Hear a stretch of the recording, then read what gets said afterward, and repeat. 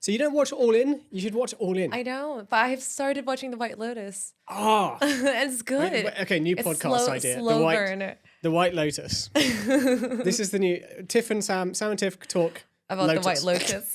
Which season did you watch? I'm only on the first season. Ah, it's the best one. Yeah, 4 episodes in. 5 episodes? Have you met the hotel manager? Yeah. The tall Aussie dude. Yeah. I have. Isn't What he do the you best? think of him? He's amazing. I like his character. I already see character development. He's the best character in all 3 seasons. Really? Like, enjoy him because he's ridiculously good.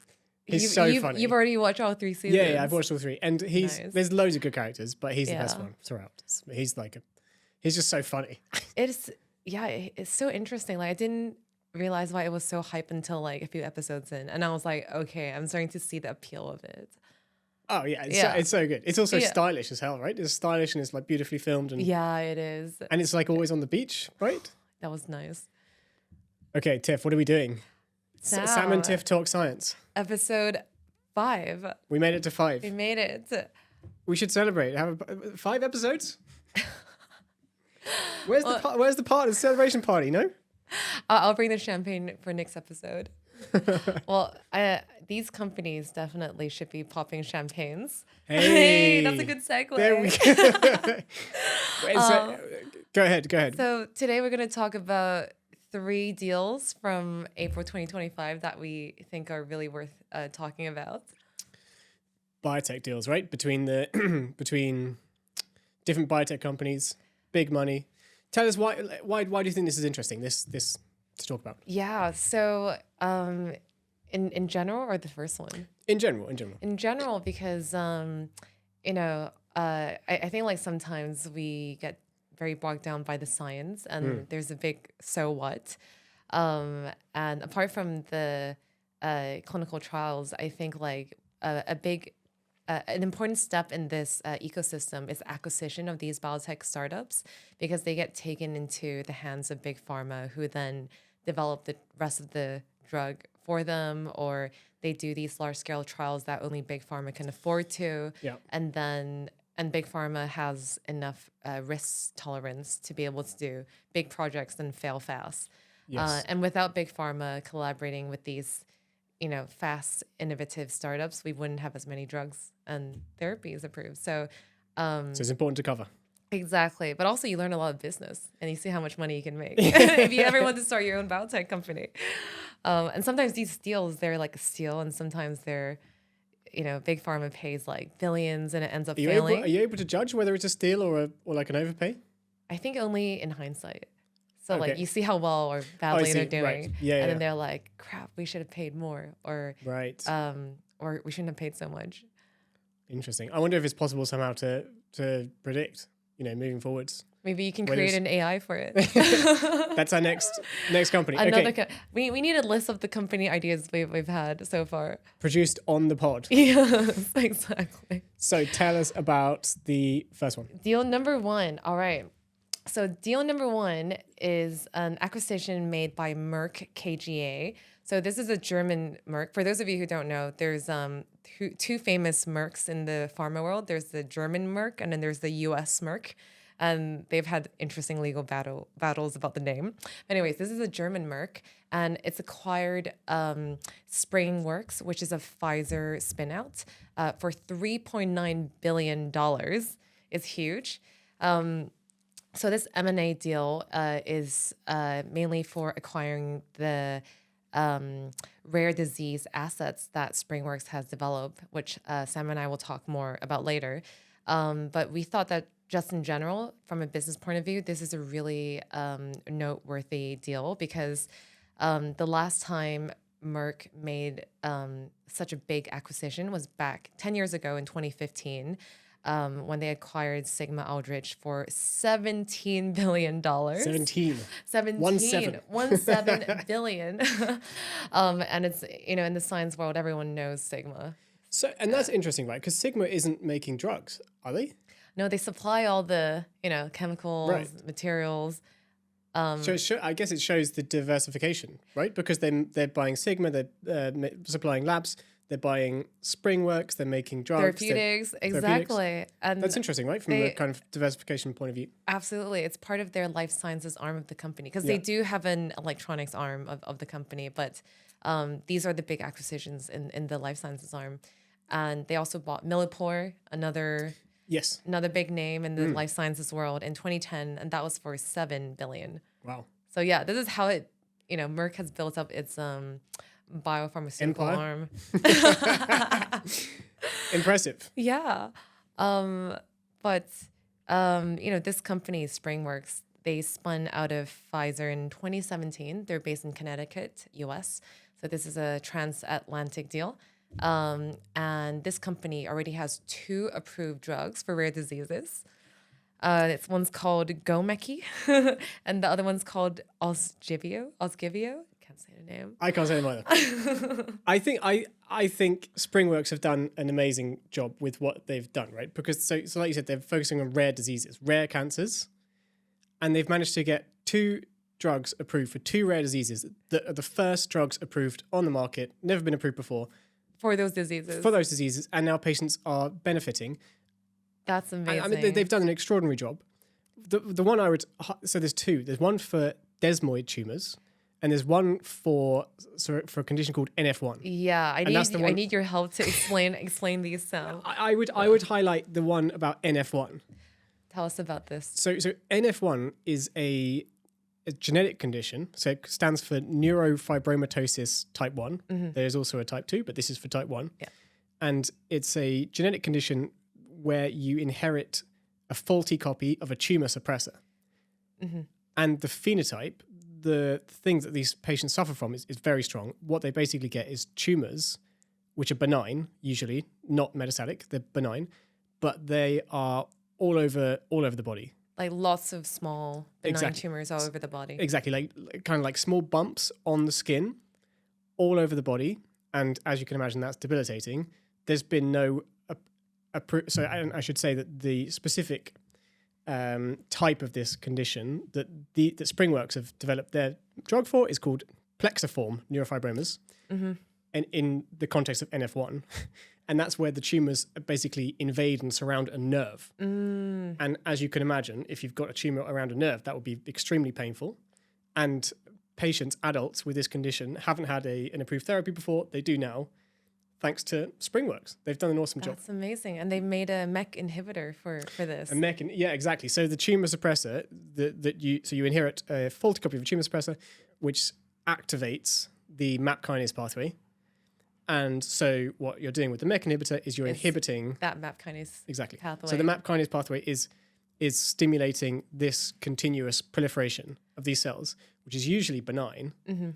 But you get these kind of tumors all over the body. But still, it's really painful. So painful and otherwise debilitating as well. Causes poor quality of life. Yeah, no, it's amazing what SpringWorks has done, and the fact that they've carved out a niche for themselves in the rare disease space. Yeah, it's great, and they get these approvals really quickly. Obviously, because there's an unmet need. Yeah, clinically. So yeah, I can see why Merck saw a lot of value in this company, and is dropping $3.9 billion for it. Yeah, I agree. I think that's fascinating. Yeah, and apart from these 2 approved drugs, they've got other drugs in their pipeline that they're still working on. That's it's also on cancer drugs.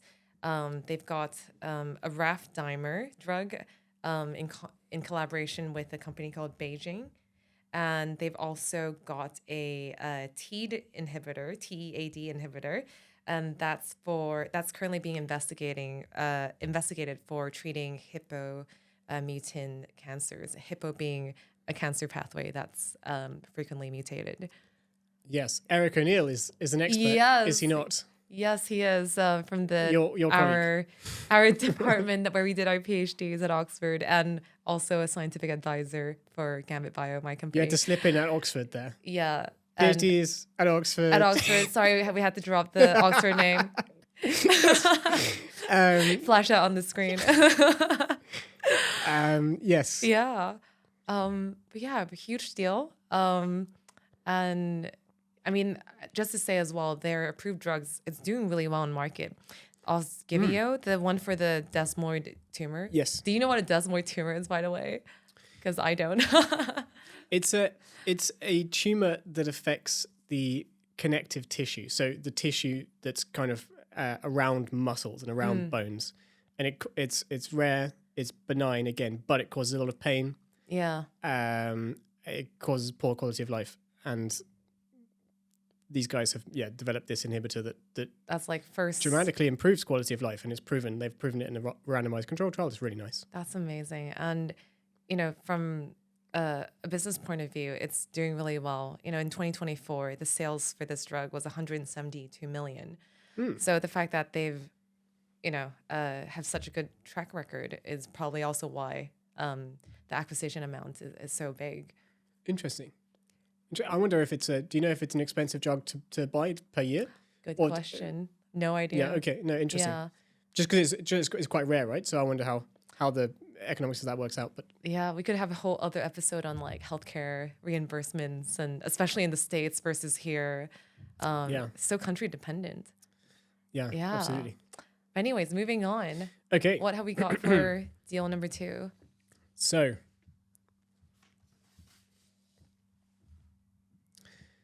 deal number 2 is a company called Blackstone Life Sciences has bought a smaller company called Anthos Therapeutics for a total of $3.1 billion, with the upfront payment is $925 million.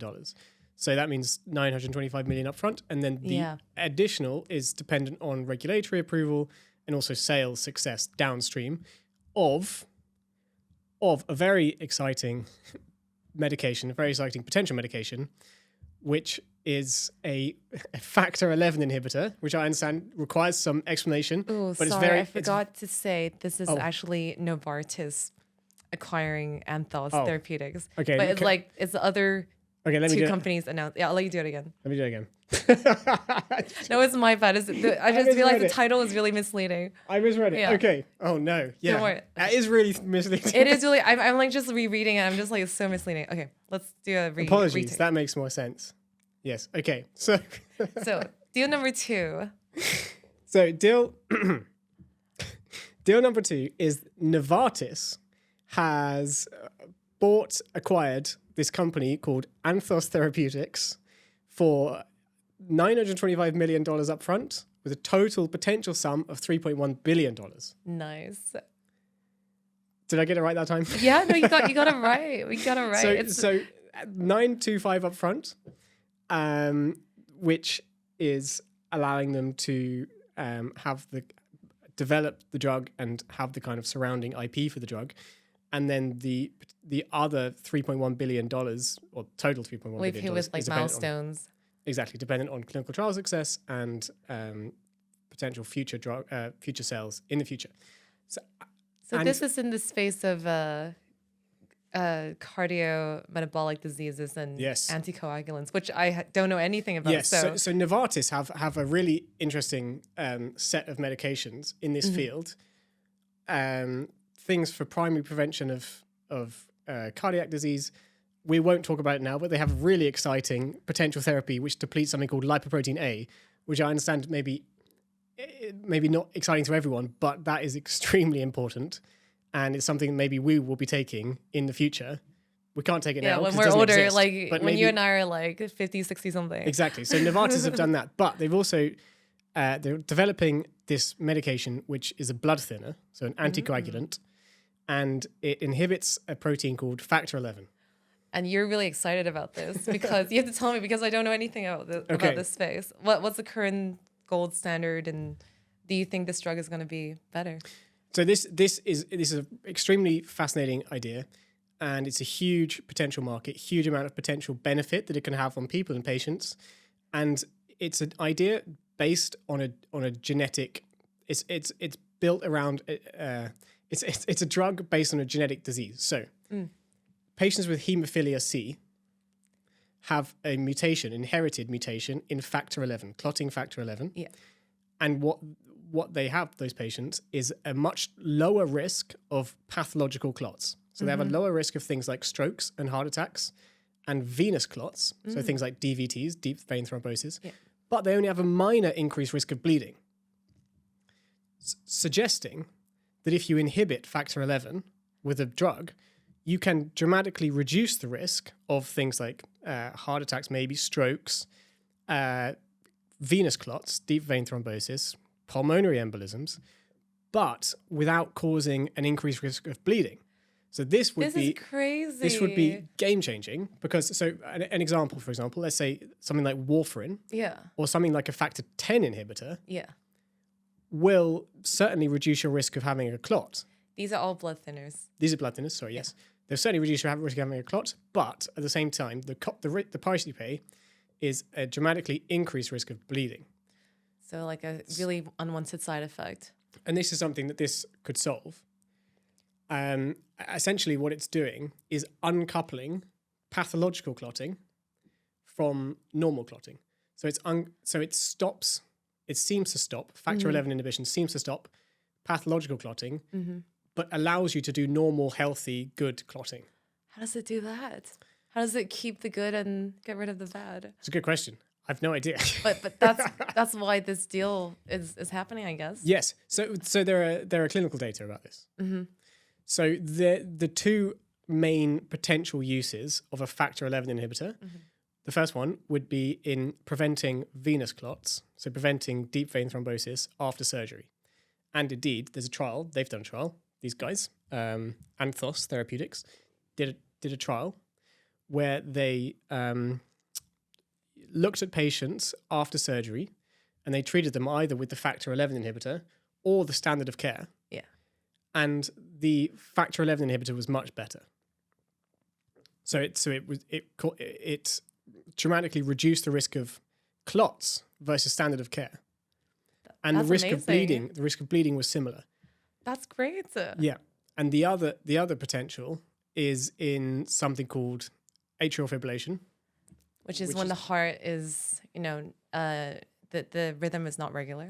Exactly. It's an irregular rhythm and it increases the risk of clots. So at the moment, we treat it with a factor 10 inhibitor. So it reduces the risk of clots, but it increases the risk of bleeding. So maybe we can use a factor 11 inhibitor to reduce the risk of clots, but not to increase the risk of bleeding. That's the key. That would be a game changer. Yeah, and there are trials, so we don't know yet whether that's true.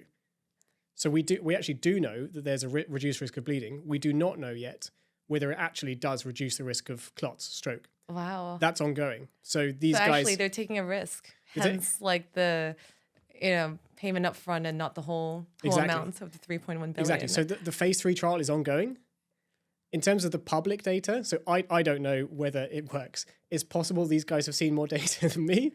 Probably they have. That's true. Maybe this is kind of early evidence that factor 11 inhibitor is the future. That would be great because, if we look at the leading cause of death in the world is not cancer. Cancer is number 2. The leading cause is, cardiovascular conditions. Disease. So this would be a huge game changer. Absolutely. And it fits really nicely. So their idea really is with the factor 11 inhibitor is prevention of strokes and heart attacks. And like I said earlier, it fits really nicely into the other potential medications they have, like the lipoprotein A depleter. Which we'll have another episode for. Which also could do the same thing. So, and again, we don't have data on that, but it could reduce risks of strokes and heart attacks, cardiovascular disease. Our generation's so lucky then. These drugs are continually being researched and improved. This is what I mean. I completely agree. We're going to live until 120. Because, the people who are kind of 80, 70 today don't get to benefit from factor 11 or lipoprotein A or indeed any of the other emerging therapies. But hopefully we will. Fingers crossed. That's why it's so exciting, right? Well, that's one of the reasons it's so exciting. Thanks, Sam, for breaking that down for me. I don't know anything about apart from looking at what, my older family members are taking for their medications, which I know, it's really common, right? A lot of middle-aged people take these blood thinners. So atrial fibrillation is really common. It's an age-related disease. Yeah. So I pretty much can guarantee you that we do not have atrial fibrillation as we sit here right now. We're too young. Yeah. From my last health check, that's what they said as well. Yeah, my heart is fine. We're too young. But as we get older, as the heart gets a little bit floppier, as we get older, it becomes pretty common. So the risk of atrial fibrillation in someone who's 80 is about 20%. So it's that's really high. 1 in 5. right. So it's really common, right? Wow. Awesome. Well, fingers crossed for that's why this is why we need medications like this, or yeah, we progress definitely like this. need. This is really exciting. Well, I guess we'll know in like a year's time or something. Probably. For the phase 3 data I think either this year or probably more like next year we'll have the data on whether the factor 11 inhibitor does actually reduce stroke. And of course, if it doesn't, by the way, then the market drops a lot. Yeah, the stock price is gonna go down quite a bit. Speaking of stock increasing deals, the tariffs are off. I wish. I don't know. It might change tomorrow when he wakes up and oh my god, it'll definitely change. It changes every other minute. That's the other podcast, Trump podcast. Yeah, we need a side podcast. What was the other one? White Lotus. Trump. White Lotus and Trump and lipoprotein A. That's the one. The only thing about Trump is quite a dominant. It's a heavy market already. There's lots of competition in the Trump podcast market. Yeah, a scientist's coverage on Trump politics. We need that. That's a good one. Yeah. Yeah. Anything else on this deal, or? I don't think so. Okay, awesome. Well, this next deal is another favorite of yours, as in your favorite weight loss obesity drug space. This is a deal between Roche and Zealand Pharma, and it's for a whopping 5.3 billion obesity drug, and it's a huge competitor against GLP-1 drugs. I know you're a fan of GLP-1 drugs, so I would love your opinion on these. But yes, so this is actually quite an exciting deal, and it's been in the talks for like 6 months, I believe. So lots of negotiations, and apparently there were lots of other, pharmaceutical companies trying to fight with Roche to buy this drug up. Interesting. For a good reason, which we'll talk about now. But Roche and Zealand Pharma have struck a deal to co-develop, so it's not just handing it off to Roche, to co-develop this novel weight loss drug called pitrenlinide. Am I saying it right? They've all got silly names. Yeah. They've all got silly names. It's impossible to pronounce these drugs. Yeah. Pitrenlinide is an amylin analog. And they're trying to use it in a monotherapy setting, I believe, which is really ambitious, right? Very ambitious. So it differs from the GLP-1 mechanism in that currently GLP-1, you can see it as an appetite or hunger suppression drug. But here, an amylin analog would work in the inverse, way, in that it mimics the hormone that gives you a sense of fullness, a satiety. It gets secreted from your pancreas, amylin, alongside insulin. When you're full, you've just had a meal, and this basically mimics it. So then you don't feel so hungry anymore. Which is interesting, right? Because the feeling of being full is actually quite a nice feeling. Whereas the feeling of kind of delayed hunger, not being hungry isn't really a nice feeling, right? So maybe what you get from the thing is with GLP-1s, right, is everyone says you feel bad. You feel, part and parcel of the drug is you feel bad. So maybe this drug actually gives you kind of nice feeling, a kind of fullness feeling. Yeah, maybe. I thought you were supposed to not like this drug, so. You look at the amount of this deal and you're like, oh, maybe they're onto something. No, but that's why. And, they said, apart from that, they also said it may have better tolerability compared to GLP-1 drugs, because obviously GLP-1 drugs might lead to nausea, throwing up, diarrhea. And I think worse mood or something as well, or potential. I don't know if that's one of the side effects. I don't think about that one. I don't think so. But also this one, for those of you who like to go to the gym, apparently you can have better preservation of muscle mass compared to GLP-1 if you took this amylin analog, which is a major win from Roche's eyes. But yeah, really interesting. And early data, this is still early days. Apparently, the weight loss in the clinical trials is comparable to GLP-1 drugs. But they'll have to wait and see. Yeah, I guess the amylin agonist is much earlier in the pipeline than the GLP-1 receptor agonists, right? Exactly. So I mean, I'm pretty sure there's not a single phase 3 trial for any indication for an amylin agonist. Is that not that fair to say? Yeah, not that I know of. And Roche is trying to get this to market with Zealand Pharma by 2030. So that's still quite a bit away, from now. Yeah. So yeah, I think you're right. But to make it clear, this is not the only company working on an amylin analog. Other big pharma, including Novo Nordisk, they've tried to make their own analog, but with apparently disappointing results in the most recent trial. And same with AbbVie. They also bought up an amylin startup in this space called Gubra. So yeah, people are racing towards a second option that's not a GLP-1 drug. How do you feel about that? It's interesting. I mean, more competition is good, right? Competition is a good thing. Yeah, right? Generally, competition makes things better.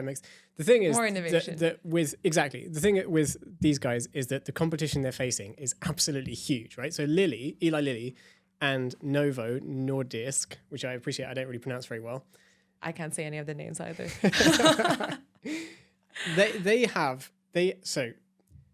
Semaglutide, the classical GLP-1 receptor agonist, has got not only phase 3 trials, not only FDA approval and indication for a bunch of different conditions, but also emerging phase 3 indications for more, right? So and in addition, on top of that, just to show you, how big the competition is, they've also got dual agonists and triple agonists, right? So you can have GLP-1 receptor agonist, but you also have GLP-1 plus the GIP receptor, or GLP-1 plus the GIP receptor plus the glucagon receptor, all at the same time. All at the same time, and so what these can do is they can stop obesity, they prevent diabetes, they help liver disease, right? They suppress fibrosis in liver disease. That was unheard of 5 years ago that we could do that. We could do it now. They prevent dementia. They help kidney disease. They're anti-inflammatory, by the way. I don't know if the amylin agonist is going to be anti-inflammatory. The GLP-1 receptor agonists are. Yeah. So it's like attacking all these like root causes of chronic diseases all in one go. Exactly. I mean, it turns out that osteoarthritis is a complication of obesity, and it turns out that as well as reducing weight in obesity, the GLP-1 receptor is also expressed in the knee. And what? GLP-1 really? is getting into the knee. The drug, semaglutide, is getting into the knee. Well, okay, maybe that's not completely fair, but the endogenous GLP-1 protein is getting into the knee and suppressing inflammation in the knee. And indeed, in the phase 3 trials, semaglutide helps osteoarthritis. Wow. It also helps vascular disease. It promotes endothelial function in vascular disease, helps arteries. The point I'm trying to make it's a wonder drug. the point I'm trying to make is that is a really, I don't know if the amylin agonist is going to stack up against it.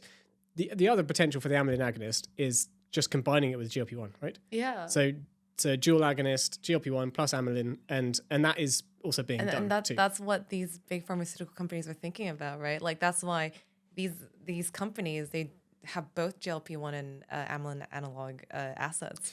Yeah, exactly. Yeah, so they can mix and match. Like exactly. So, I mean, on its own, I'm a bit skeptical. But if you combine it with some other metabolic receptors that we know about, maybe it will be good.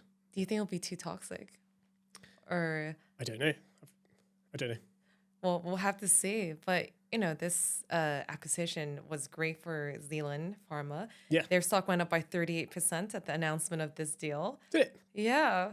Interesting. Sam is like writing it down for his investment portfolio. You could have told me that before. I can't do insider trading, unfortunately. Come on. Not that I know anyone from either company. But the Roche stock went up by 4% as well. So quite positive. Obviously, they've got more to lose. So their stocks didn't go as much as the Zealand Pharma stocks. But Yeah, very very exciting. I just think it's so smart, like to do it both ways, like the suppressing hunger and That is smart. imitating fullness. There's no doubt that's really smart. I I just agree. wonder what's gonna happen when you do both. Like, what if you forget to eat? Yeah. Yeah. That's interesting. I guess there'd be a risk of. I mean, humans can go a little while without eating. The risk would be a low blood glucose, right? Hypoglycemia, so which can be quite dangerous. So Yeah. maybe there'll be a risk of that. Yeah. But it should be fun. I think we love food too much. We'll still want to eat a little bit. Yeah. Yeah. Yeah. The other thing that is interesting, it turns out that if you suppress the need for food, or if you suppress the appetite for food, the desire for food, you not only suppress the desire for food, but also for other things too, right? So things like alcohol, cigarettes. People who take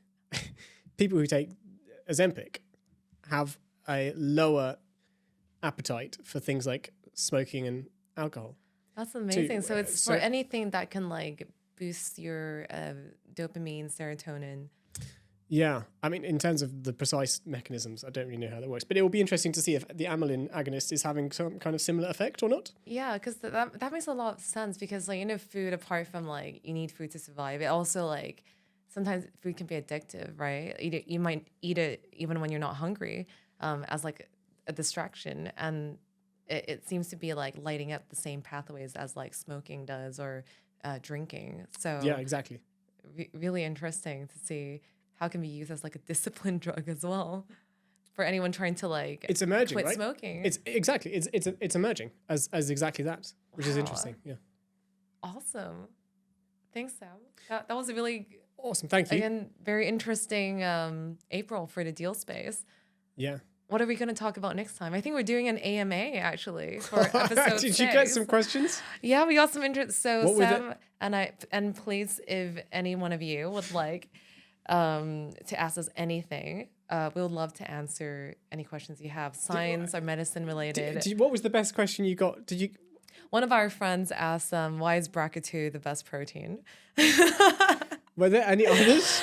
A lot on FDA and deals and the effects of Trump tariffs on medicine. Okay. Which is a relevant question because, with FDA changes, a lot of drug approvals is going to be slowed down or changed. So fair question. Okay. Set of interesting questions. Yeah. But, what can people ask us? Anything to do with science and medicine? Startup ideas?